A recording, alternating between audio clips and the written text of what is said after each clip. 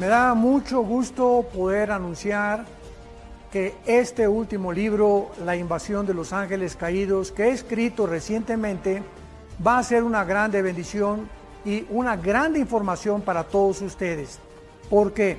Porque tanto en los canales de televisión como en las series de Discovery Channel y National Geographic han tratado de investigar tanto dentro de la ingeniería, dentro de la investigación espacial, y dentro de todas estas áreas de las disciplinas que existen, qué fue lo que sucedió con las pirámides de Giza, las de Machu Picchu en Perú, las de Stonehenge en Inglaterra, las construcciones de los mayas que no tienen explicación para que hace 4,000 años hayan podido.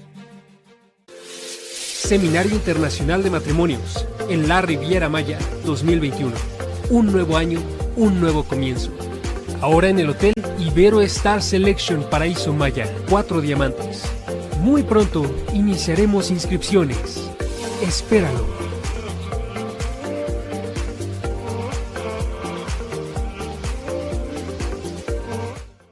El doctor Armando Alducin presenta Tomo 4 del Antiguo Testamento.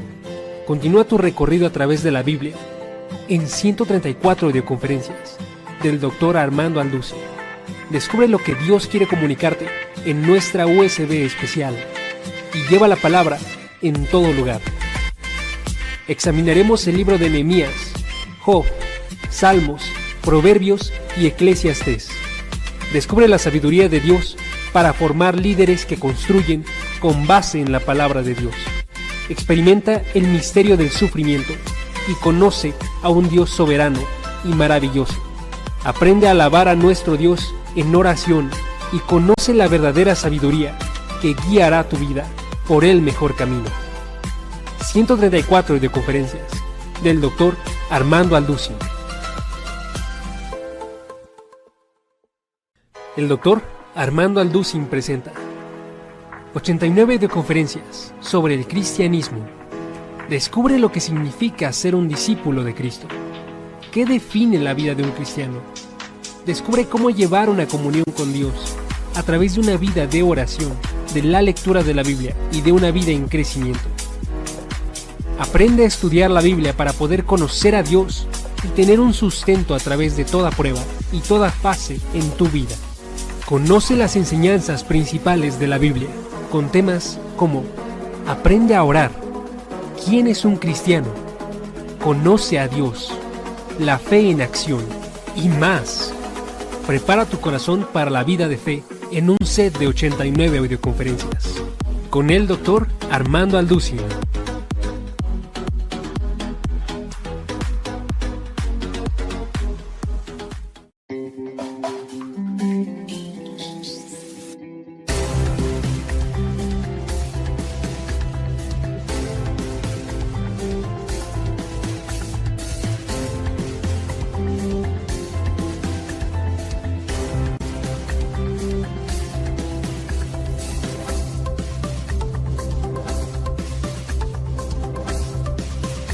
Bueno, pues vamos a abrir nuestra Biblia en el capítulo 55 del libro de Isaías y vamos a leer 2 versículos que nos van a servir como una plataforma para desarrollar todo lo que vamos a continuación a compartir, porque pues vamos a comenzar a penetrar ni más ni menos en la mente divina, en la mente de Dios.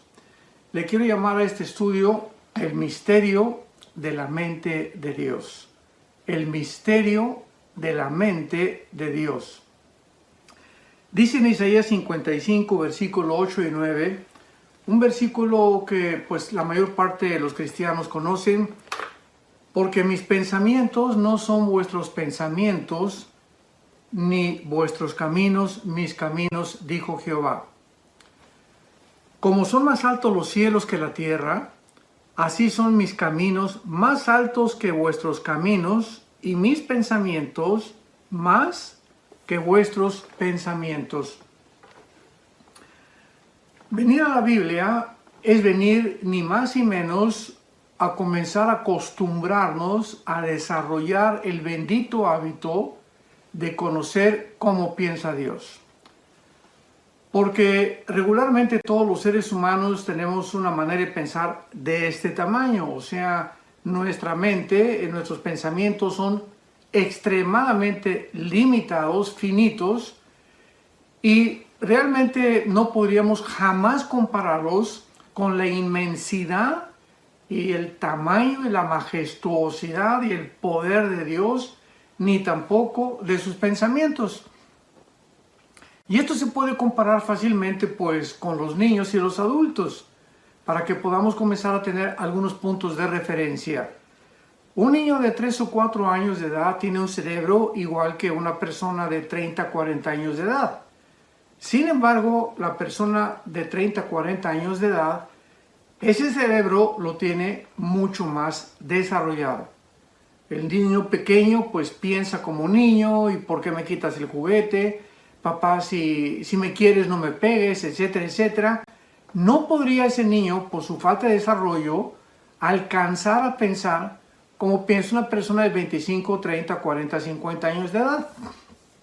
Bueno, pues más o menos esta referencia nos puede ayudar para poder comprender que nosotros, comparados con los pensamientos de Dios, no habría absolutamente ningún límite que podríamos nosotros fijarnos para poder decir, ya hemos alcanzado a pensar o a entender por qué Dios hace lo que hace.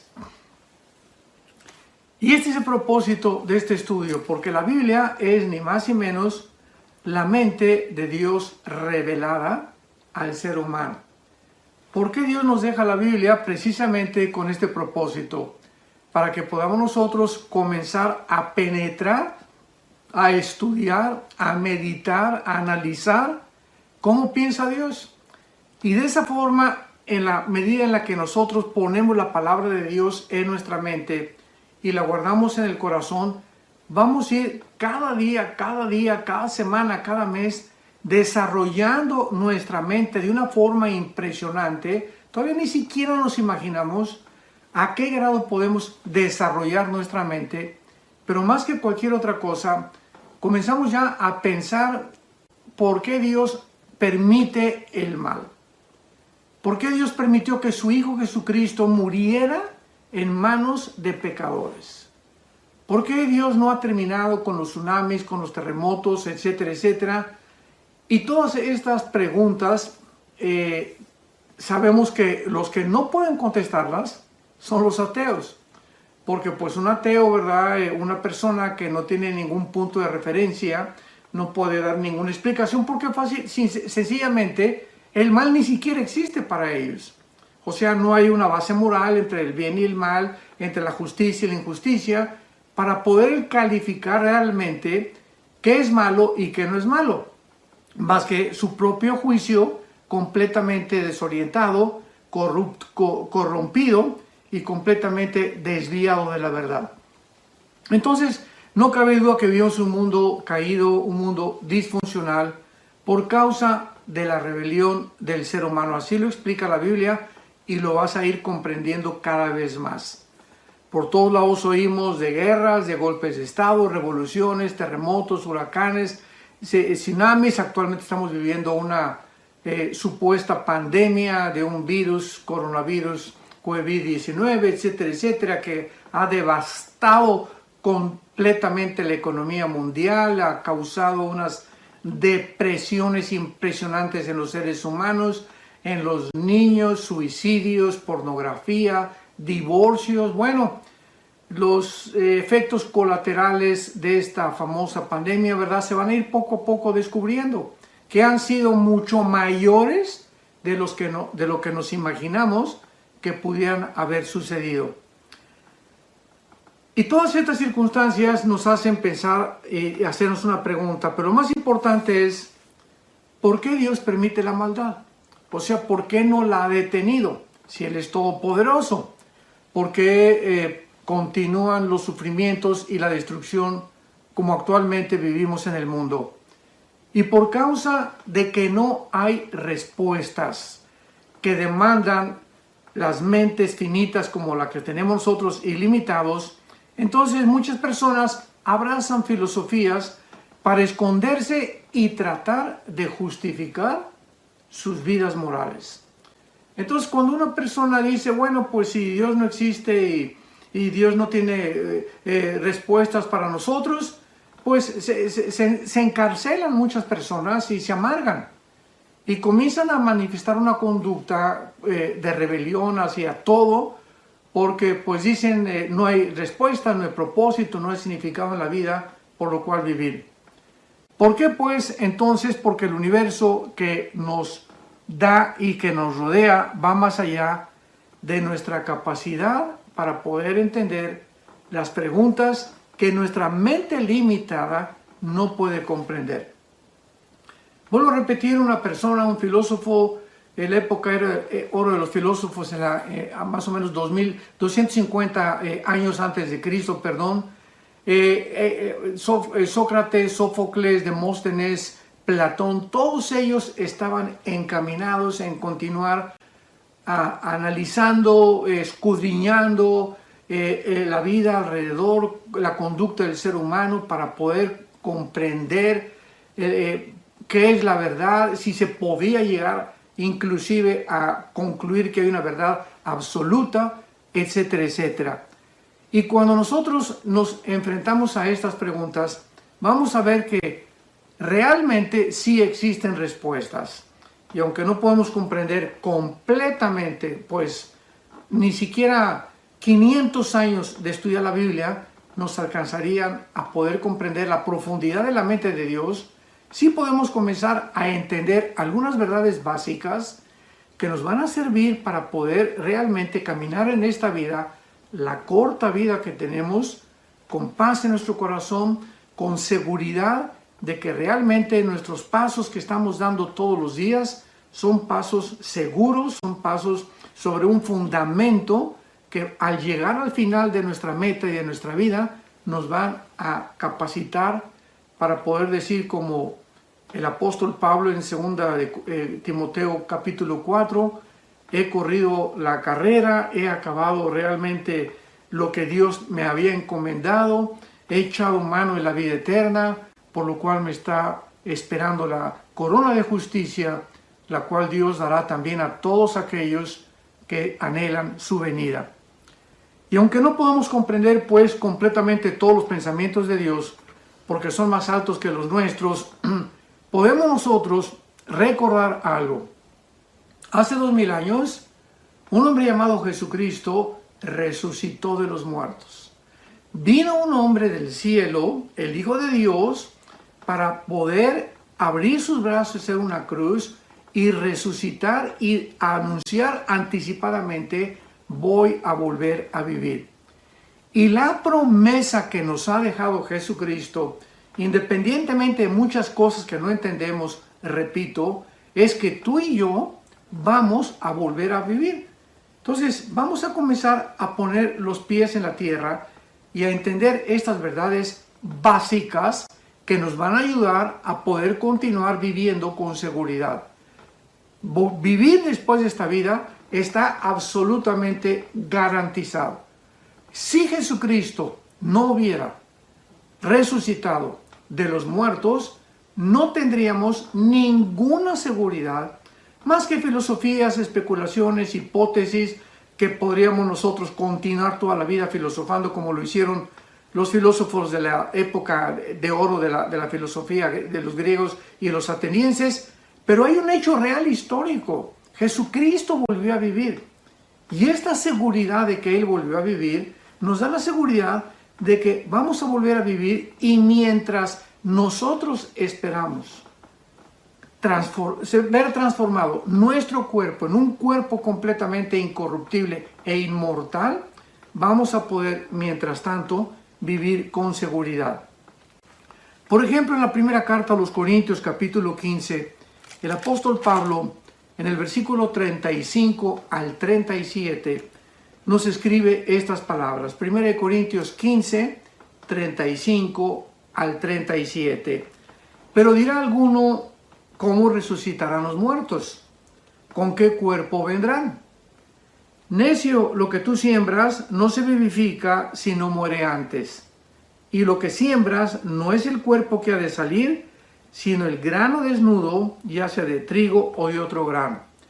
Muchas personas en tiempo de Pablo comenzaron a preguntar, y muchos de nosotros también, oye, si vamos a volver a vivir, ¿qué tipo de cuerpo tendremos?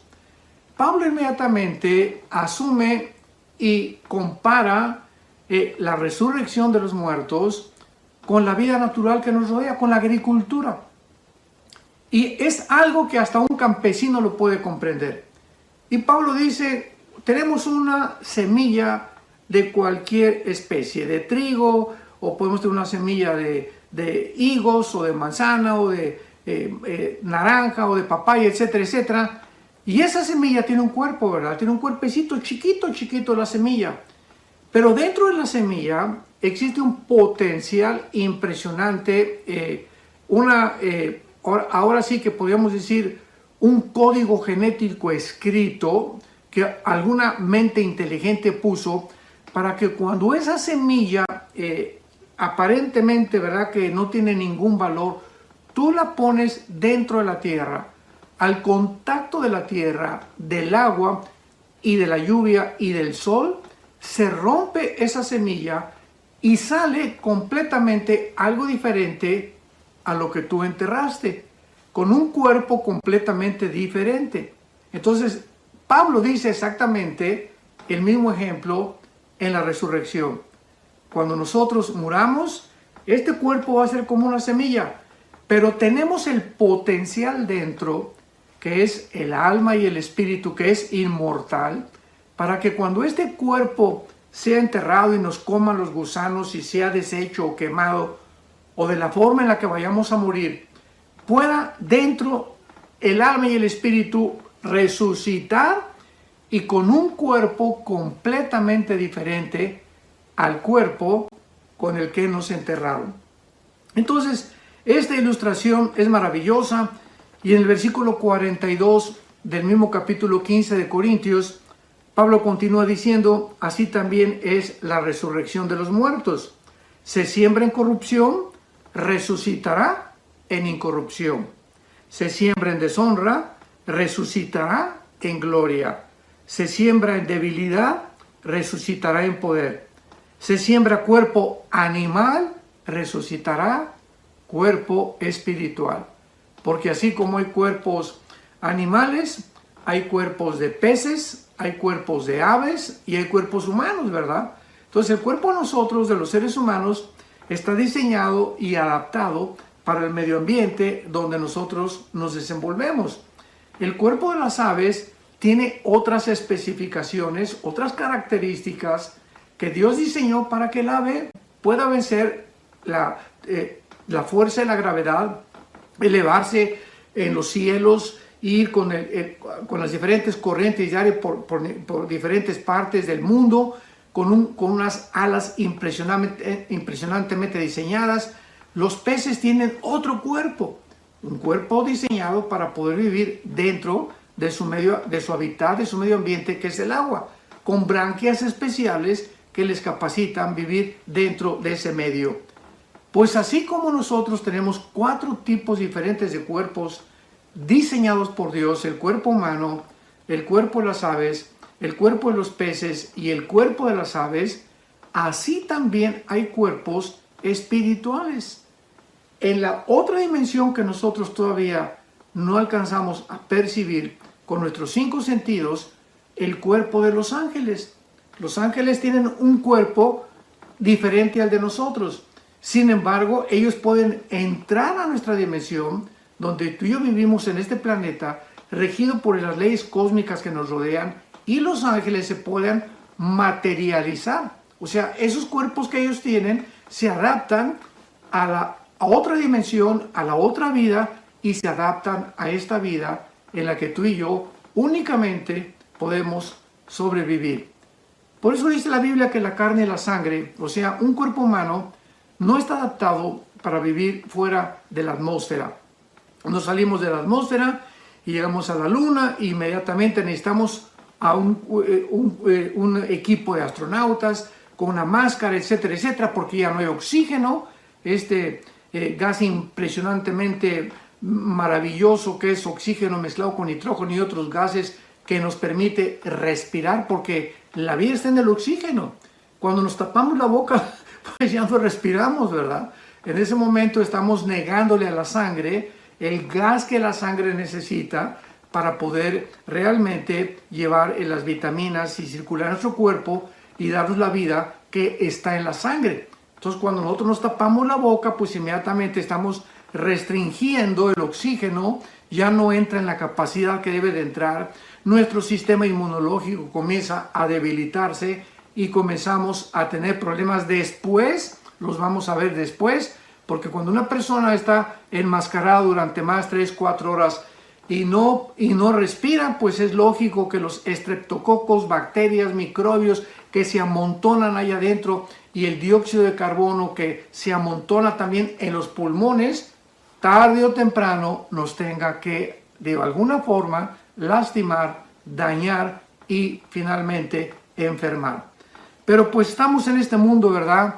Que es una locura completamente, y podemos ver que realmente tenemos que adaptarnos a muchas cosas que van en contra de nuestra propia salud, pero que sin embargo a la luz de los expertos es la forma de sobrevivir. Bueno, podemos preguntarnos ahora también, ¿podríamos realmente disfrutar el mundo venidero el que nos está esperando, o sea, el cielo, a no ser que hubiéramos podido compararlo con el mundo y la maldad en la cual vivimos? No, la respuesta es no.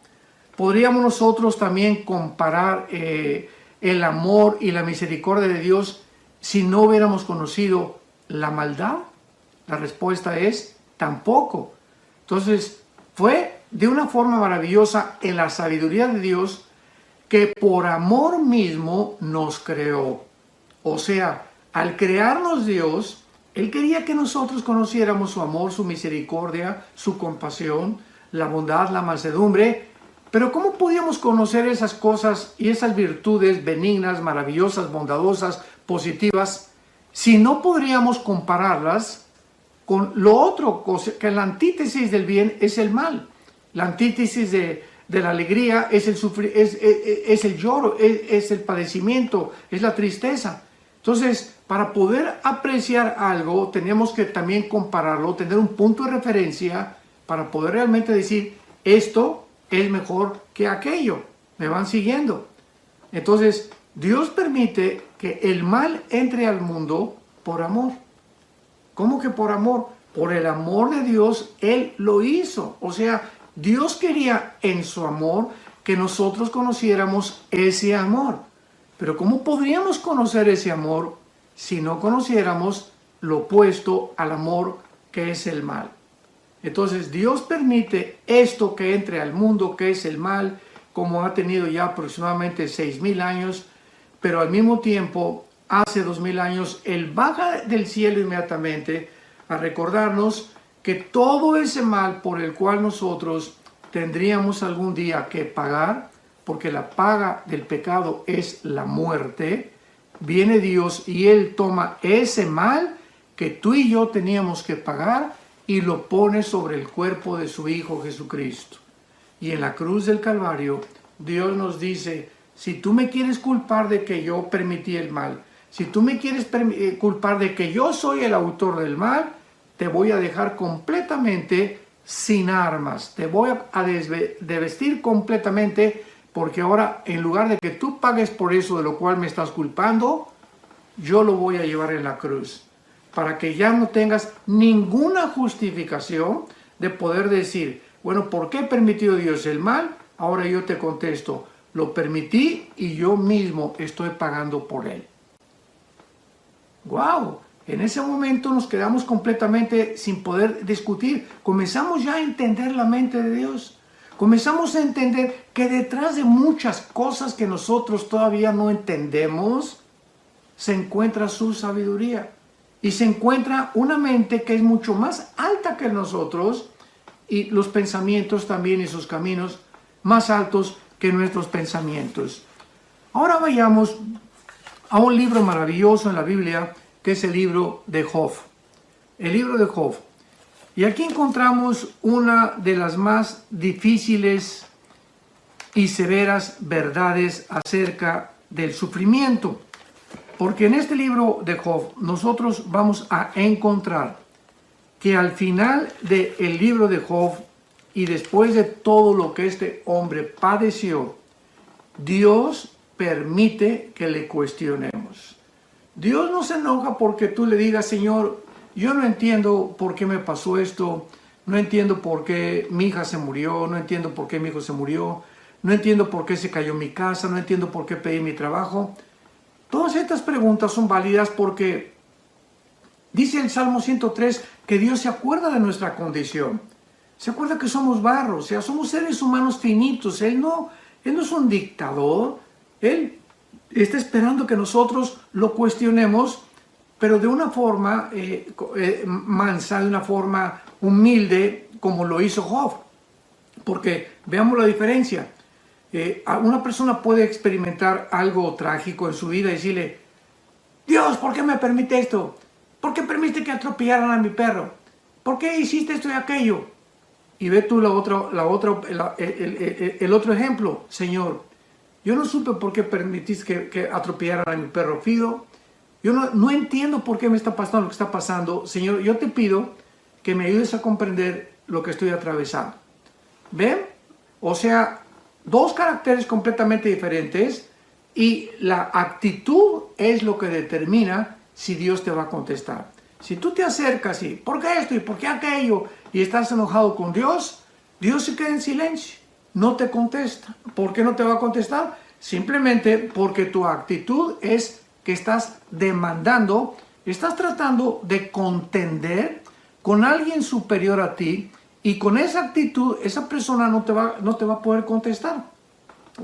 Imaginémonos otra vez otro punto de referencia a un niño con un filósofo.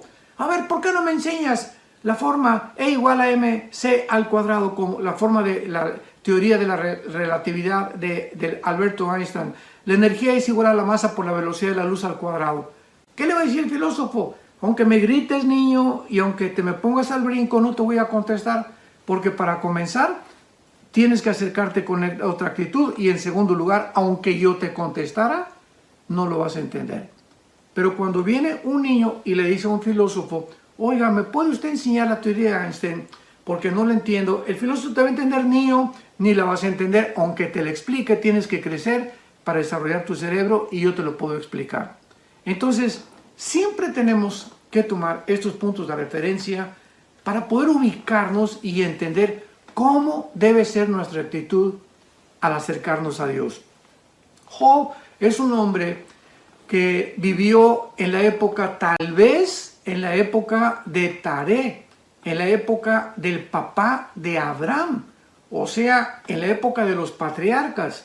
Es el libro más antiguo, tal vez es mucho más antiguo que el libro del Génesis, porque pues el Génesis le fue revelado a Moisés ya que Moisés vivía. Entonces el libro de Job, ¿verdad? Tiene una antigüedad impresionante, unas verdades filosóficas, apologéticas, de carácter moral demasiado profundas, y tiene también secretos escondidos del universo, como por ejemplo en el libro de Job aparece que él va a preguntar a Dios que si tiene el aire peso, antes de que el barómetro se descubriera, que es el que mide el peso del aire. Ya Job decía que el aire tenía peso. Y tenemos así que en el centro de la tierra es fuego. En fin, habla de los astros, habla de todas las estrellas, habla de todas las constelaciones. Impresionante. O sea, es un libro maravilloso.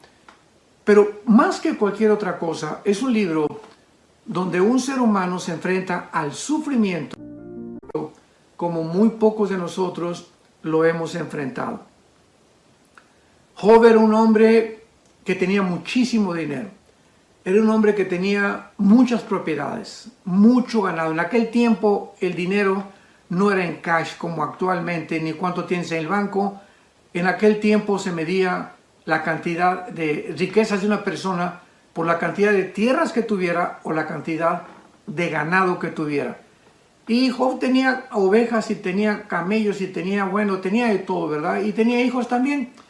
Y de repente, ¿verdad? Pierde todo de la noche a la mañana. Y vemos desde el capítulo 2 de su libro que cuando todo esto sucede, él expresa algo donde nos muestra la integridad de este hombre y de su carácter y la impresionante confianza en Dios, aunque él no entendiera qué estaba pasando en ese momento. ¿Por qué permitía a Dios que le quitara lo que le estaba quitando? Job simplemente dice, Dios dio, Dios quitó, sea el nombre de Jehová bendito. Y luego viene la esposa y le dice, maldice a Dios. ¿Para qué estás bendiciendo a Dios? Y Job, otra vez, en lugar de decirle a su esposa o decirle, verdad, ya vete, no me estés molestando, le dice Job a su esposa, como una mujer fatua, como una mujer tonta has hablado. Es todo lo que le dice Job a su esposa. Ya no vuelve a quejarse de su esposa en todo el libro. Bueno, después de todo esto que pasa el Job, que es un ejemplo maravilloso para nosotros, vienen tres amigos de él, cuatro realmente, disque filósofos, y ellos comienzan a hacerle aún todavía más agudo su tormento. Porque le comienzan a decir, es que realmente tú lo que estás pasando es por tus sufrimientos, por el pecado. Algo has de haber hecho, algo traes por ahí, por lo cual Dios te está castigando. Otra vez estas personas, amigos de Job, en aquel tiempo, recordemos, no tenían la Biblia. No tenían el conocimiento que tenemos tú y yo ahora de los caminos y los pensamientos de Dios. Entonces, ellos no tenían un punto de referencia para poder entender la mente de Dios. ¿Por qué Dios le permitía a un hombre bueno, a un hombre justo, a un hombre manso, un buen padre de familia, fiel a su esposa? ¿Por qué le permitía a Dios a Job estos sufrimientos?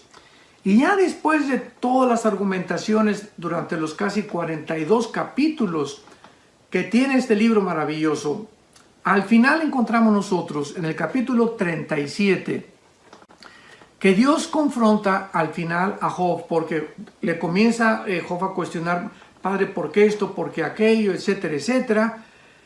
Y comienza Dios a tratar de demostrarle a Job su finitud, la mente tan pequeña que él tenía y que era imposible que comprendiera todo el plan de Dios que se estaba desarrollando en el mundo invisible a través del mundo terrenal, para que él pudiera comprender y entender de que era imposible por su capacidad intelectual jamás poder responderle a Dios el por qué realmente sufría lo que sufría.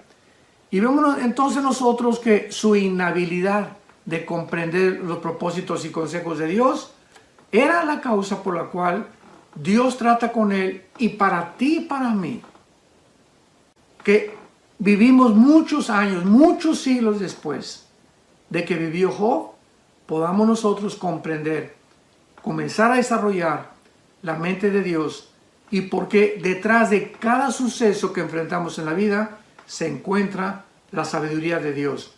Pero veamos estos versículos, Job capítulo 37, versículo 19 y 20, y dice, muéstranos qué le hemos de decir, porque nosotros no podemos ordenar las ideas a causa de las tinieblas. Vamos a ubicarnos, comenzamos a poner los pies en la tierra. Tenemos tantas tinieblas en la mente.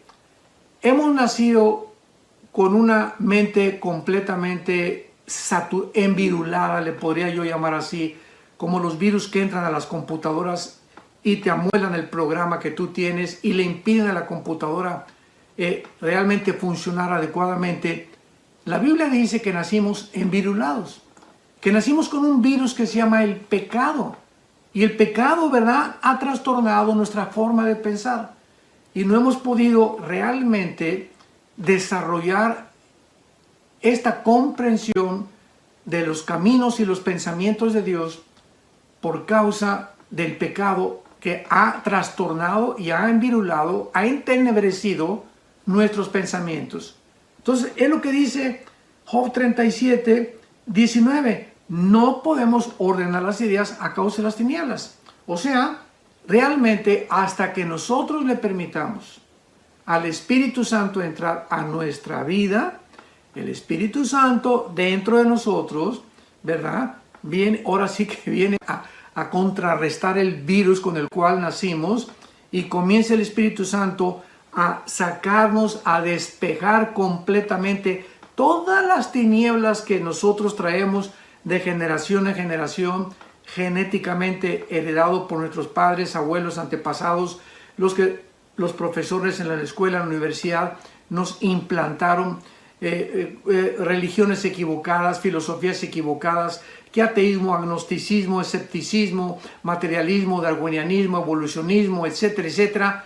Todos estos programas envirulados son la causa por la cual funcionamos como funcionamos, pensamos como pensamos, simplemente porque realmente necesitamos un lavado de cerebro. Y este lavado nos lo da el Espíritu Santo al entrar a nuestra vida, al recibir a Jesucristo como nuestro Señor y como nuestro Salvador, y comenzamos de ahí en adelante a entender poco a poco los pensamientos y los caminos de Dios, que nos da seguridad, nos da paz. Ahora entiendo por qué esto, por qué pasa aquello, etcétera, etcétera. Y eso nos mantiene con una paz que sobrepasa todo entendimiento, que es la actitud correcta que debemos los seres humanos mantener, porque ahora la misma medicina y el mundo científico comprueba que la paz es el estado perfecto del ser humano.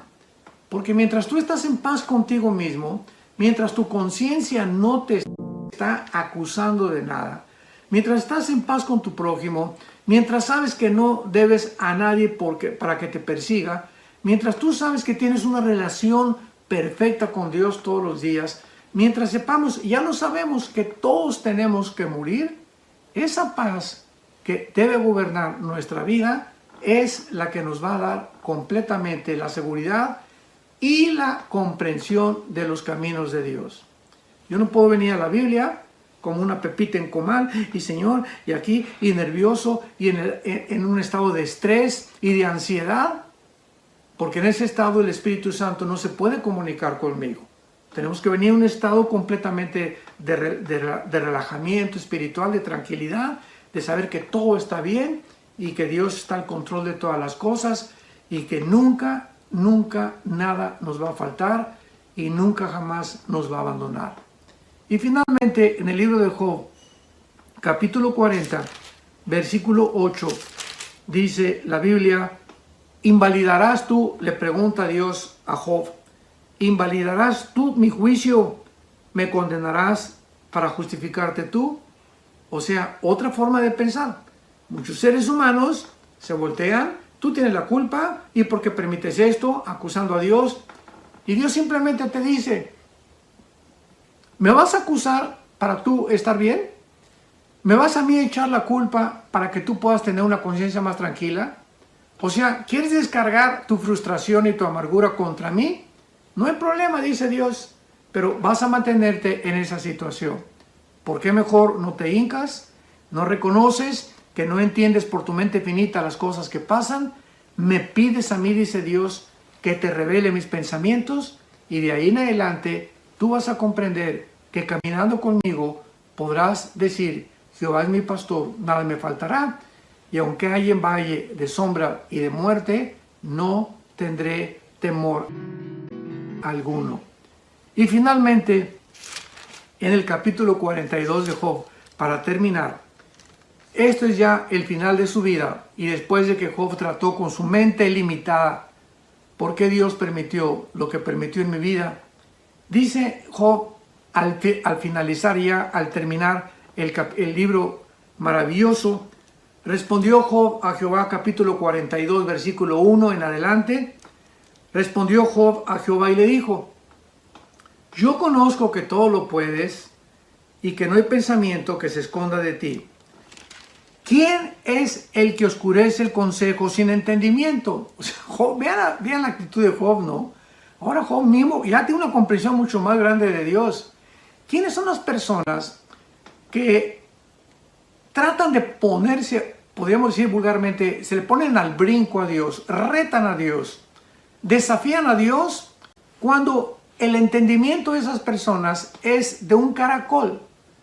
O sea, ¿cómo puede un ser humano, al final dice Job, tratar de cuestionar a Dios con una actitud equivocada, demandarle a Dios como poniendo a nosotros como jueces y decirle a Dios, ahora me vas a contestar y me vas a decir esto y aquello, cuando no somos más que criaturas insignificantes, creadas a su imagen y semejanza, que necesitamos acercarnos a Dios con esa humildad y esa mansedumbre que es indispensable para poder caminar con Él. Porque Jesús dijo, nadie se puede acercar a mi Padre más que a través de la humildad. Aprendan de mí que soy manso y humilde de corazón. Y Job dice y continúa diciendo, por tanto, yo hablaba lo que no entendía. Cosas demasiado maravillosas para mí que yo no comprendía. Ahora sí, ¿verdad? Ahora sí lo entiende Job y lo entiendes tú y lo entiendo yo también. Antes de conocer la Biblia y conocer a Dios, hablábamos y alegábamos y que el ateísmo y que esto y el otro, y Dios tiene la culpa por acá y por allá, y yo soy ateo y amargados. Y hablábamos tantas barbaridades y tantas sandeces sin comprender lo que estábamos diciendo, ni entender por qué decíamos lo que decíamos. Y Job finalmente le dice a Dios, oye, te ruego y hablaré. Te preguntaré y tú me enseñarás. De oídas te había oído, mas ahora mis ojos te ven. Por tanto me aborrezco y me arrepiento en polvo y ceniza. Cuando ya entendemos con quién nos estamos poniendo, a quién tenemos enfrente de nosotros, al Creador de los cielos y la tierra, que envió a morir en una cruz a su Hijo Jesucristo, y que cada vez que nosotros no entendamos algo y que tengamos dudas, esto a mí me ha ayudado de una forma particular, volteemos hacia la cruz, hacia el pasado.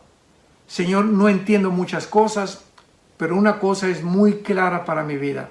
Tú diste tu vida por mí en mi lugar en esa cruz. Y derramaste tu sangre preciosa y a los 3 días te levantaste de los muertos para que yo, aun cuando no entiendo muchas cosas todavía, pueda comprender que de tal manera me has amado que has dado tu vida por mí en una cruz, para que yo no me pierda, sino que tenga la vida eterna y que pueda yo entender que jamás debo de temer mientras viva, que nunca me dejarás ni tampoco me abandonarás. Estarás conmigo todos los días hasta el fin de mi vida. Y aún en la otra vida nos continuarás pastoreando, porque el fin de todas las cosas se acerca. Seamos sobrios, vivamos en oración y recordemos que Dios es Dios. Nosotros somos seres humanos finitos, limitados, que sus pensamientos no son nuestros pensamientos, ni sus caminos nuestros caminos. Y mientras tanto tratemos cada día de entender más ese corazón maravilloso del Hijo de Dios, que dio su vida por nosotros en una cruz. Que Dios te bendiga y que tengas mucha paz.